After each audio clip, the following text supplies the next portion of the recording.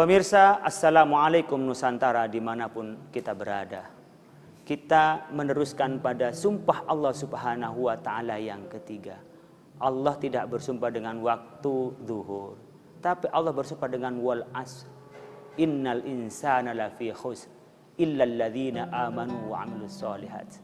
Allah bersumpah dengan waktu asar. Jadi Allah bersumpah pertama waktu fajar, sumpah yang kedua dengan waktu duha, mulai aktivitas. Baru Allah pada menjelang malam Allah bersumpah dengan waktu asar. Bisa disebut dengan sumpah dengan waktu asar itu. Wal asri.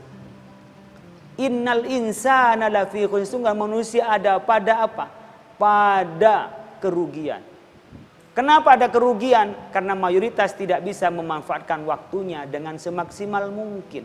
Tidak bisa memanfaatkan waktu dengan produktivitas. Biasanya kita ibaratkan waktu asar ini dengan waktu kita kalau sudah menjelang pensiun kalau dalam dunia kerja. Menjelang usia lanjut.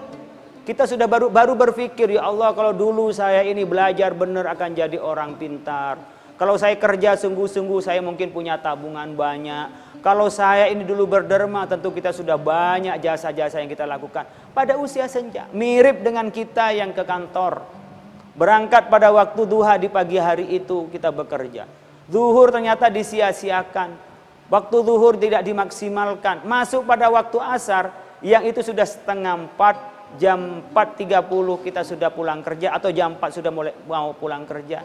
Mirip dengan itu kita baru nyesal seharian kita ngerjain apa saja.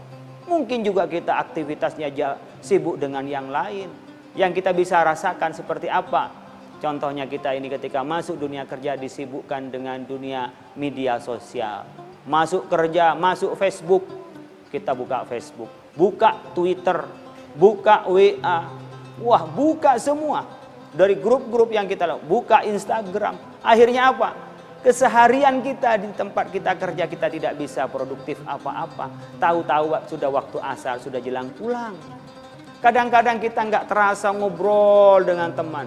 Padahal pekerjaan itu banyak yang harus diselesaikan. Ternyata kita tidak bisa menyelesaikan. Wal asri, pada waktu asar, perjalanan waktu dari kita mulai dari fajar, pada waktu duha, waktu zuhur, wal asri pada waktu asar menjelang malam itu.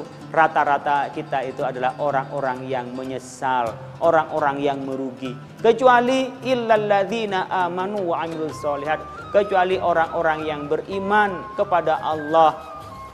Imannya kokoh dan teguh, wa amilus solihat, dan implementasi keimanannya ia berbuat baik. Orang yang sudah bisa menetapkan dirinya alur hidupnya kemana dengan iman kepada Allah, lalu dia implementasikan di dalam kehidupannya untuk berbuat dan bermanfaat bagi orang lain, ia akan menjadi orang yang bahagia, tidak menyesal. Wa amilus soleh. Jadi tak cukup iman tapi juga berbuat soleh. Tidak cukup berbuat soleh, dia juga harus beriman. Acap kali ini menjadi dikotomis. Orang-orang yang beriman hanya kembali dengan ibadah mahdhah tanpa memberi manfaat yang besar kepada orang lain. Ini juga tidak dikehendaki sepenuhnya oleh Islam. Demikian juga ada orang yang berjasa kepada orang lain. Mungkin atas nama hak asasi manusia.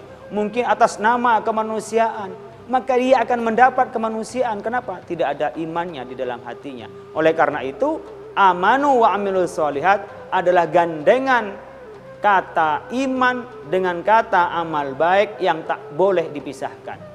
Iman saja tak cukup, berbuat baik saja juga tidak cukup. Kita harus implementasikan dua hal, beriman dan beramal soleh. Untuk apa?